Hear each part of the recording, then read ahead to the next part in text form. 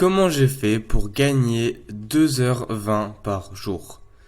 Salut à toi, tu es en train d'écouter sûrement le 84e épisode de mon podcast et aujourd'hui j'aimerais te parler de sommeil. On va parler aujourd'hui de sommeil polyphasique, donc ça va être en deux étapes. Je vais d'abord t'expliquer ce que c'est que le sommeil polyphasique et ensuite je te donnerai des conseils pour toi aussi le mettre en place dans ta vie. Alors, premièrement, qu'est-ce que c'est? Le sommeil polyphasique, en fait, consiste à, au lieu de dormir d'un seul bloc, tu dors de minuit à 8 heures du matin, tu vas dormir en plusieurs blocs. Par exemple, tu vas avoir un gros bloc de minuit à 6 heures, puis une sieste de 30 minutes dans la journée. Alors, il y a plusieurs schémas de sommeil polyphasique que tu peux adapter. En fait, le plus connu, c'est dormir 6 heures, faire une sieste de 30 minutes. Ça s'appelle le sommeil biphasique. Donc, il y a beaucoup de gens qui le font, celui-là. Si tu veux être un peu plus extrême, il y a le sommeil triphasique. Tu dors 5 heures et tu fais deux siestes de 20 minutes dans la journée. Tu peux également dormir 4h30, faire 3 siestes. Enfin, tu peux tout adapter en fonction de tes besoins. Il y a aussi je crois c'est le plus extrême et il est recommandé par les commandos quand tu dois survivre, c'est le Huberman. Le Huberman, c'est faire une sieste de 20 minutes toutes les 4 heures. Donc je sais, ça peut être un peu impressionnant dit comme ça, mais ça existe, des gens le font. Moi je pense pas être capable de le faire et c'est surtout en situation extrême. Donc les médecins recommandent cette technique de sommeil tout simplement seulement si on ne peut pas dormir plus de 4 heures par jour. Donc c'est vraiment dans des conditions extrêmes, c'est pas à mettre en place pour le quotidien. Et le Huberman du coup te fait dormir 2 heures. Donc on a le Huberman qui fait dormir 2 heures, le triphasique qui fait dormir 5h30 que j'ai fait et donc qui fait gagner 2h20. Parce que le Huberman lui il te fait gagner 6 heures mais laisse tomber quoi. Laisse tomber quand t'es éveillé, c'est comme si t'étais un zombie. Et c'est aussi utilisé par les marins d'ailleurs, les marins solitaires qui vont en mer parce qu'ils peuvent pas dormir trop longtemps sinon leur bateau dévie.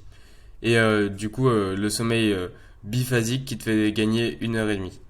Donc c'est des méthodes assez sympas, mais maintenant pourquoi faire ça?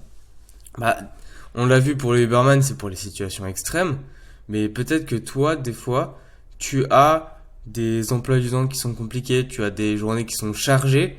Bien sûr, c'est pas tout le temps, mais peut-être que tu as des périodes, par exemple les partiels, où tu dois apprendre beaucoup, tu dois travailler beaucoup, mais t'as pas assez de temps. Eh bien ça te permet de te libérer 1h30 à 2h20 de temps par jour. Et crois-moi, t'en fais beaucoup.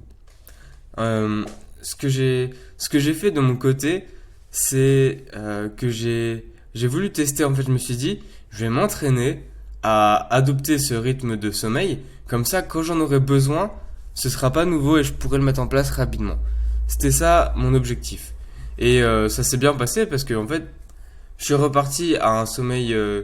Enfin, comment dire? J'étais parti sur un sommeil triphasique, donc 5 heures, 20 minutes, 20 minutes. Et j'arrivais plus à le tenir sur la durée.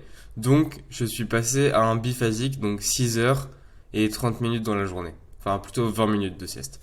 Donc c'est un peu mon schéma. Maintenant, si toi aussi tu veux appliquer ça dans ta vie, alors c'est pas à faire n'importe comment. Déjà, le Huberman, je te conseille d'oublier. C'est beaucoup trop violent, ça va te servir à rien. Et à part si t'es en besoin de survie, ça va plus te gâcher tes journées qu'autre chose. Ensuite, tu peux choisir entre le biphasique et le triphasique. Peu importe ton choix, il va falloir que tu t'adaptes.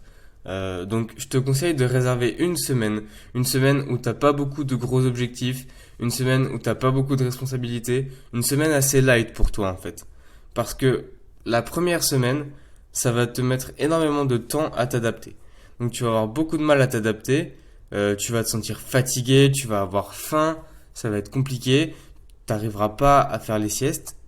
Mais au bout d'une semaine, ce sera beaucoup plus simple et en fait tu auras pris le rythme au bout d'une semaine. Et maintenant, euh, tu verras que c'est, comment dire, c'est comme une nuit normale au final. Tu vas pas te sentir fatigué, tu vas te sentir en pleine forme. Même si tu as dormi 5 heures, tu vas te sentir en pleine forme. Et après, forcément, tu vas avoir besoin de faire les siestes, c'est sûr. Mais à part 30 minutes avant les siestes, tu vas pas ressentir de fatigue en fait. Parlons des siestes d'ailleurs. Quand les faire? Alors, soit tu as de la chance et tu peux faire une sieste à la pause de midi ou entre midi et 14 heures. Et ça, c'est parfait parce qu'en fait, à cette période de la journée, le corps refroidit et c'est en perdant quelques degrés qu'on arrive à mieux dormir. Donc, c'est le moment propice pour faire des siestes. Malheureusement, tout le monde ne peut pas forcément. Donc, si tu choisis de faire le sommeil biphasique, que t'as qu'une seule sieste à caser, tu peux la faire en rentrant chez toi le soir, vers 17-18 heures, y a pas de problème. Si t'as besoin de faire deux siestes parce que t'as pris le triphasique, l'idéal c'est à midi. Pareil pour le biphasique, l'idéal c'est à midi. Mais si t'en fais une le soir, c'est pas grave. Donc, en triphasique, tu fais dès que t'arrives le soir et un peu après le repas du soir. Donc ça va être deux siestes assez rapprochées, mais ça reste efficace quand même. Enfin, dans mon cas, c'était efficace. Là, je te parle uniquement de ressenti, de ce que j'ai vécu moi. Dans mon cas, c'était efficace. Dans mon cas, j'arrivais à récupérer. Donc voilà. Mais en fait, en fonction de ton rythme de vie, tout simplement, tu vas en préférer un à un autre. Dans mon cas, le biphasique était plus simple parce que j'avais plus qu'une sieste à caler le soir et c'était beaucoup mieux pour moi. Un autre avantage, c'est que tu vas dormir beaucoup plus rapidement. Donc, comme forcément tu vas être aimé, tu vas être un peu plus fatigué, eh bien, tu vas dormir directement, que ce soit pour le sommeil ou la sieste. La sieste, en fait, c'est pas vraiment dormir, mais c'est juste tu vas tellement être content de retrouver ton lit. Sinon, d'ailleurs, pour les rythmes, je te conseille de toujours faire à la même heure. Donc, choisis bien au début à quel moment de la journée tu vas faire ta sieste, parce que l'idéal c'est de ne pas changer. Pareil pour le gros bloc de 6 heures ou 5 heures, vraiment ne change pas. Si tu commences en faisant minuit 5 heures, fais toujours minuit 5 heures. Parce que ça va te permettre de simplifier les choses. Ton cerveau n'aura pas à s'adapter chaque jour à une nouvelle heure de sommeil. Et de manière générale, dans tous les cas, toujours se coucher et se réveiller vers les mêmes heures. Surtout le réveil. Peu importe le coucher, réveille-toi toujours à la même heure. Voilà. C'était mes conseils. Je sais pas si j'ai d'autres conseils. Oui, si. Évite le café. Enfin, tu peux prendre un café le matin en te réveillant, mais évite d'en boire dans la journée, c'est plus simple pour les siestes. Tu peux quand même pratiquer une activité physique. Moi, c'est ce que je fais. Je te recommande de pratiquer une activité physique. Plus tu vas te dépenser, plus tu vas t'endormir vite. Donc, pratique une activité physique et surtout mange sainement. Pendant la semaine d'adaptation, essaye de manger le plus sainement possible. Donc, évite tout ce qui est bonbons, tout ce qui est sucrerie, tout ce qui est coca, boissons sucrées. Vraiment, concentre-toi sur l'essentiel avec des bons légumes, des bons glucides comme le riz, les pâtes complètes, etc. Des bonnes protéines, de la viande, que des trucs simples, mais surtout des bons produits et une bonne alimentation. Parce que, en fait, il y a trois piliers dans ta vie. Je sais que je l'ai déjà dit. T'as le sommeil, l'activité physique et la nourriture, la nutrition. Donc là, tu vas un petit peu endommager pour le façonner, pour le modifier, le pilier du sommeil. Alors tu dois être impeccable sur les deux autres piliers qui sont l'alimentation et l'activité physique. Donc je te conseille vraiment de renforcer ton alimentation pour être au top. Et comme ça va être beaucoup plus facile pour toi cette transition. Et tu verras, ça va se faire tout seul. Donc ensuite, je te recommande de pas mettre ce rythme tous les jours. À part le biphasique qui est assez light, franchement ça va. C'est juste le triphasique. Il est un peu plus extrême. Du moins, il l'était pour moi. Pendant une semaine, j'ai eu l'adaptation. Et après, je l'ai continué pendant un mois. J'ai attendu en fait de passer pas mal de temps avant de te faire un retour comme celui-ci. Comme ça, t'as un retour plus fidèle et j'ai plus de choses à te dire. Et même, c'est du concret, c'est ce que j'ai vécu. Donc, le triphasique, j'ai tenu un mois et demi à peu près. 2 mois à dormir du coup 5 heures et 2 siestes de 20 minutes. Mais avec mon rythme de vie, c'était compliqué. Les 2 siestes, c'était compliqué. Et je commençais à fatiguer parce qu'au final, je sautais une sieste.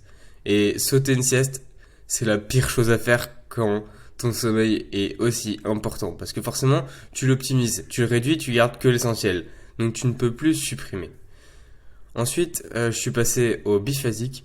Et là, c'était beaucoup plus simple pour moi. 6 heures de sommeil, ça va, franchement, aucun problème. Et ensuite, le soir, dès que j'arrive, enfin, après le sport, parce que oui, je peux quand même faire du sport, je vais à la salle de sport, etc. Là, je fais un jeûne intermittent, donc j'ai pas de problème en fait. Ça me diminue pas, au contraire. Et le soir, je fais ma sieste de 20 minutes, et c'est parfait, je suis reparti. Donc voilà. Un dernier conseil que je peux te donner, c'est vraiment respecter les temps. Donc 20 minutes de sieste, c'est parfait. Tu peux monter à 25, mais jamais plus. Et surtout, ne fais pas des siestes d'une heure et demie en pensant que tu modifies, enfin que tu déplaces juste ton sommeil. Parce que l'état que tu as quand tu fais une sieste et l'état que tu as quand tu fais une heure et demie d'une petite nuit, on va dire, est complètement différent. Parce que en sieste, tu vas rester dans le sommeil superficiel. Alors que en une heure et demie, enfin si tu fais une sieste d'une heure et demie, tu vas rentrer dans un sommeil profond et tu vas pas avoir le temps de faire un cycle. Et donc, tu vas te réveiller en plein dans le sommeil profond et tu vas être déphasé, tu vas être complètement KO. Et les 2 heures qui suivent vont être complètement gâchées. Donc tu penses dormir une heure et demie en te reposant, mais au final tu vas gâcher une heure et demie plus 2 heures qui suivent où tu vas essayer de te réveiller tant bien que mal. Donc voilà. C'était un peu tous les conseils que je pouvais te donner sur le sommeil polyphasique. Je pense que je te referai un podcast pour t'expliquer comment marche notre cycle de sommeil, pour que tu le comprennes mieux. Ça peut être intéressant. En attendant, je te dis à demain dans un prochain épisode. N'hésite pas à mettre une note sur Apple Podcast et à t'abonner sur Spotify. J'attends ton avis, j'attends tes retours avec impatience aussi. Et, et fais attention quand tu mets ça en place, c'est sérieux, c'est le sommeil. Donc respecte bien ce que je t'ai dit. Tu peux aussi te documenter sur Internet. Attention à recouper les sources et à ne pas prendre la première venue, pas prendre n'importe quoi. Ne joue pas avec ton sommeil, c'est très important. Peut-être que tu ne le ressens pas maintenant, mais tu le sentiras plus tard. J'ai fini pour les mises en garde. Je te dis à demain. Salut.